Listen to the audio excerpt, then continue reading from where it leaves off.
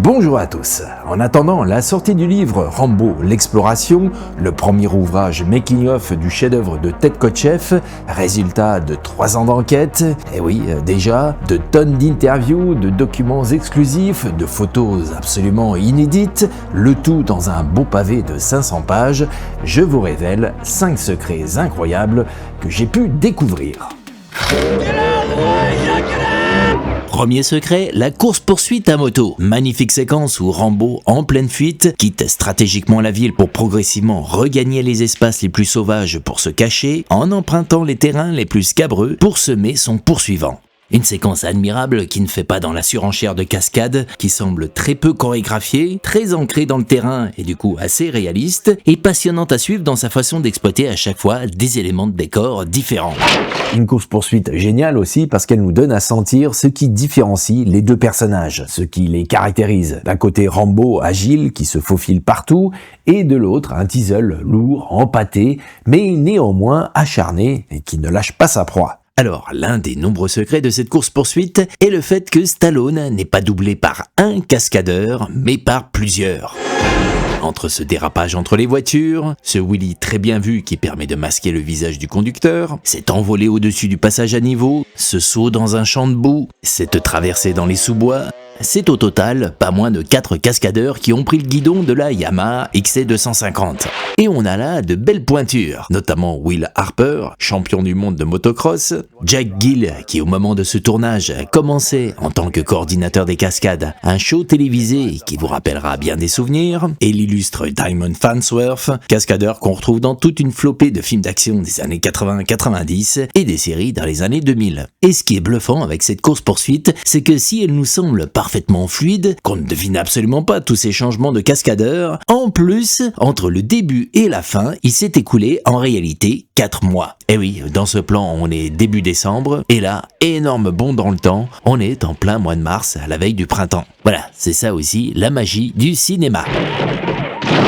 Ah bah justement, au sujet de cette Ford LTD 79. Autre secret, si le shérif Diesel s'en sort plutôt bien, on n'en dira pas autant du cascadeur pour qui le tournage s'est très mal terminé. En effet, pour effectuer le saut au-dessus du passage à niveau, Benny Dobbins s'est lancé pied sur le plancher sur le tremplin, qu'on voit par ailleurs ici dans ce plan, à plus de 110 km/h. Et l'atterrissage a été très brutal. C'est pas du tout l'atterrissage qu'on voit dans le film, avec l'avant de la voiture qui arrive et qui tape la route, et ensuite les roues arrière, et elle continue à avancer. Non, lui, il s'est écrasé comme une crêpe, les 4 roues en même temps sur la route.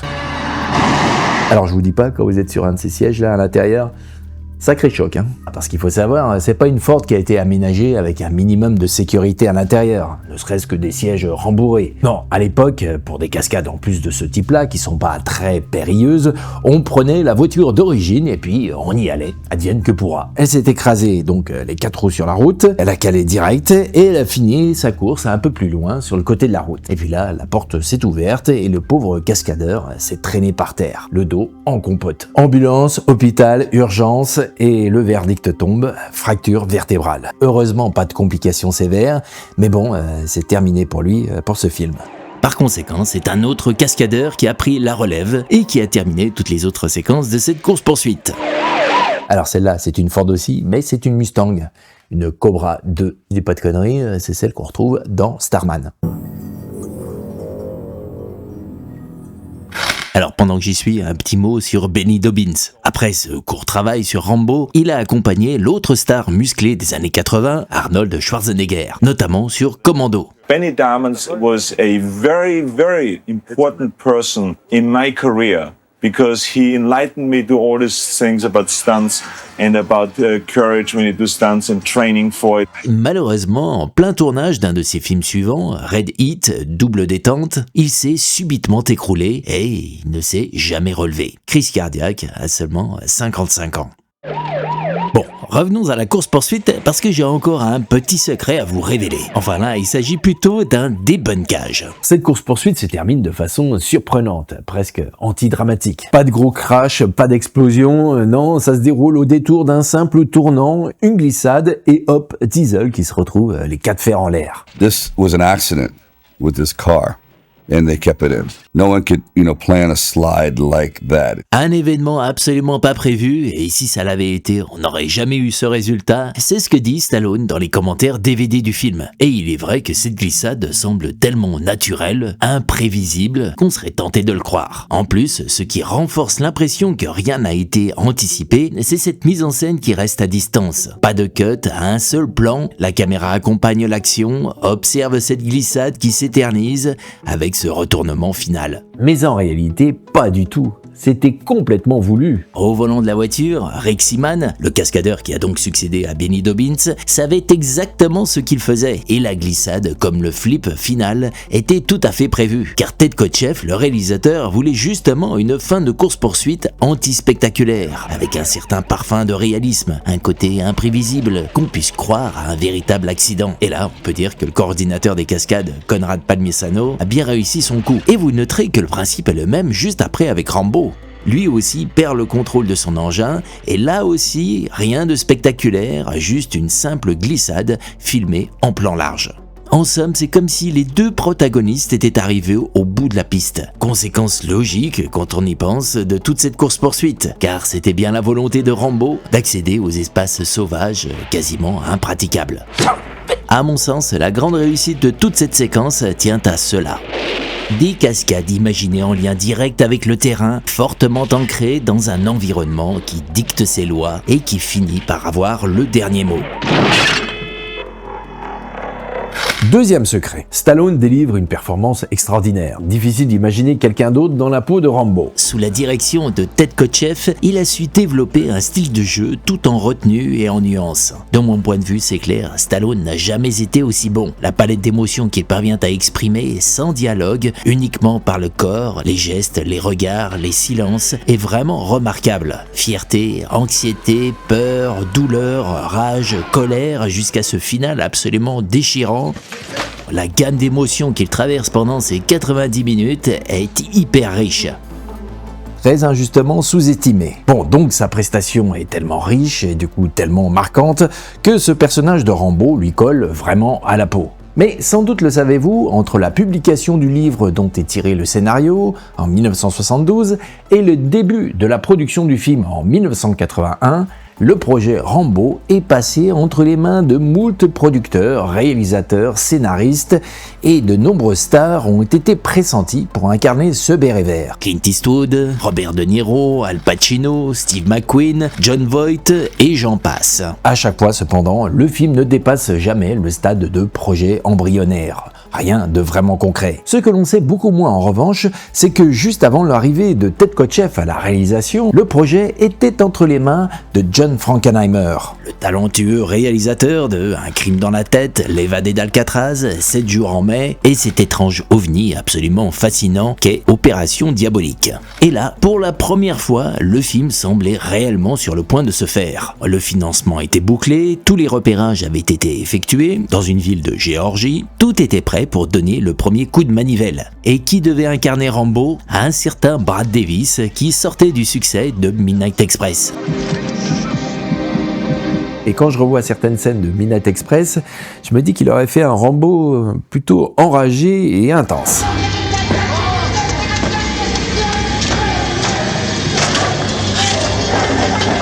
Troisième secret. Pour tous ceux qui pensent encore que Rambo est un film va-t-en-guerre patriotique, eh bien, j'ai trouvé un truc dingue.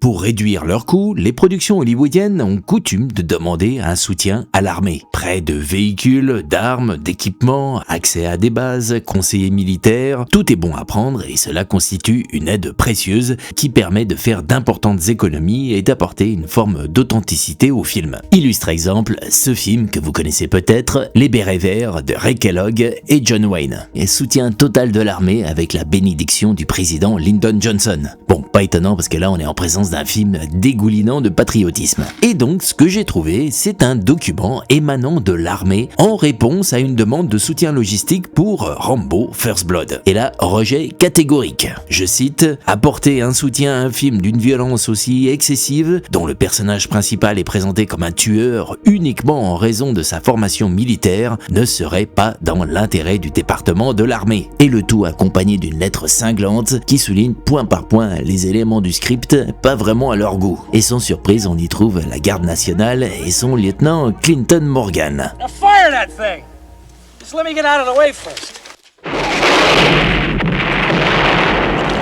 Quatrième secret. First Blood est connu pour avoir été filmé en Colombie-Britannique, dans cette ville qui s'appelle véritablement Hope. Mais ce que vous ne savez pas, c'est qu'au départ, la production visait le Mexique. Et oui, Vallée des Bravos, située à 150 km de Mexico, a bien failli devenir la ville du shérif Teasle. Alors, on n'est pas au bord de l'océan ici, on est à 1800 mètres d'altitude, la ville est ceinturée par d'impressionnantes collines recouvertes d'épaisses forêts, et on cherchait clairement à créer une atmosphère froide, humide, un cadre hostile avec une nature omniprésente. C'était le premier choix de la production, et c'était loin d'être juste une option. On y avait effectué tous les repérages, la ville, la falaise, on avait trouvé une véritable grotte, on avait le soutien du gouvernement, on avait prévu de tourner quelques scènes dans les studios Churubusco Azteca de Mexico, bref, tout était assez bien calé. Et c'est seulement 3 mois avant le début du tournage, par un concours de circonstances assez croustillant que je ne dévoilerai pas ici, que les producteurs ont décidé de changer de cap. Direction le nord, la Colombie-Britannique, et donc de toute urgence, on a revu tous les plans et refait de nouveaux repérages. Et là, autant dire qu'ils ont été gâtés. Everything was always wet and uncomfortable. You really felt for poor Rambo,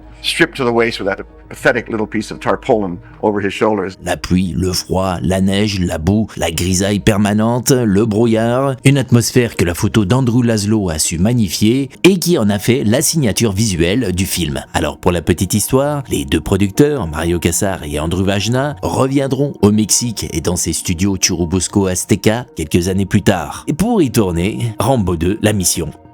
Cinquième secret, j'ai gardé le meilleur pour la fin. Cette séquence mythique, Galt dans l'hélico qui tire sur Rambo accroché à la falaise. Un moment hyper prenant et qui s'enchaîne avec ce fameux saut dans l'arbre. Le climax du premier tiers du film, avec notre fugitif coincé sur cette falaise complètement à découvert, dans la position la plus fragile, la plus vulnérable qu'on puisse imaginer, à la merci de ce fumier de Galt qui veut lui trouer la peau. Alors une partie du secret ici, c'est que Stallone ne s'est jamais réellement suspendu dans le vide. Alors, faut quand même souligner qu'il n'avait pas froid aux yeux. Sans doute qu'il aurait fait la plupart des cascades lui-même si on ne l'avait pas retenu. Parce que oui, pour la production, hors de question de laisser sa star courir des risques énormes. Comme pour tous les tournages de ce type, c'est sur elle que repose tout le film, des millions de dollars sont en jeu, et on n'a pas envie de mettre 250 personnes du jour au lendemain au chômage. Surtout quand on sait qu'il y a plein de solutions. Et donc, pour les plans larges, Stallone a été doublé par un cascadeur, et pour les plans rapprochés, eh bien on l'a filmé à un autre endroit. Un endroit où il avait pied et où on pouvait aussi placer toute l'équipe et la caméra de façon sécurisée. Bon, après il a quand même réussi à convaincre tout le monde d'exécuter la dernière partie de l'atterrissage dans l'arbre. Une cascade qui a été très douloureuse. L'autre aspect du secret que je voulais vous dévoiler et que je trouve génial, admirable, où opère encore la magie du cinéma, c'est que ces plans rapprochés de Stallone, filmés donc à un autre endroit que la falaise où il est censé s'agripper, sont eux-mêmes filmés à différents emplacements. Ce plan magnifique avec l'hélicoptère en arrière-plan est filmé dans le même canyon où se trouve la falaise, mais lorsqu'on change d'angle et qu'on se retrouve sur ce gros plan, on n'est plus du tout au même endroit. On a fait un bond d'une centaine de kilomètres dans les environs de Vancouver. Et en plus, comme avec la course-poursuite, les deux plans ont été filmés dans un intervalle de plusieurs mois. Ici, on est au mois de novembre, et là, on est au mois de mars. Et sur ce plan où il saute, sur un gros matelas situé hors champ 2 mètres plus bas, on est encore à un autre endroit. D'ailleurs, si on observe bien la roche, on peut remarquer que d'un plan à l'autre, elle n'a pas du tout les mêmes formes. Et c'est fort quand même, hein. Tout est si fluide, si prenant qu'on n'y voit que du feu. Je veux dire, on n'imagine pas une seule seconde que le tournage a été si morcelé dans l'espace et dans le temps, qu'à quasiment chaque plan de la séquence, on est en réalité à un autre emplacement. Et je ne vous ai pas tout révélé, cette scène est truffée d'autres astuces. Littéralement à chaque plan, tout n'est qu'illusion. En matière de cadrage, d'angle de vue, de montage, cette séquence est une véritable masterclass, du pur cinéma. Et tous les détails, évidemment, vous les découvrirez dans le livre. Rendez-vous sur son site internet pour vous inscrire à la newsletter et ainsi ne pas manquer